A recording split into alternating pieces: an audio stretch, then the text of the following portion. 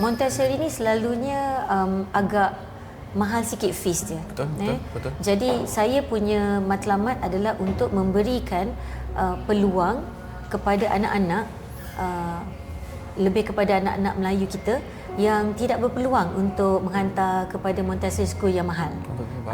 Kerana kadang orang Melayu kita ni anak ramai, kan? Lepas tu ramai yang juga bekerja makan gaji. Betul. Jadi untuk spend 1,000 lebih, 2,000 satu bulan untuk satu anak tu agak sukarlah untuk mereka, kan? Macam yelah, kalau ada 4 anak macam mana pula, kan?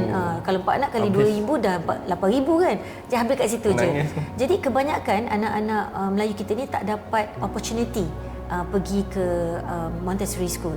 Jadi sebab saya ikut suami saya ke Japan, Australia, New Zealand. So saya nampak Montessori sangat bagus.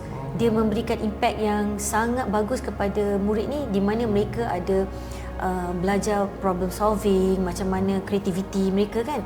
Jadi saya pun bila balik ke Johor ni, saya rasa macam why not I buat something, tapi apa orang kata, fees tu boleh lah, maknanya taklah mahal.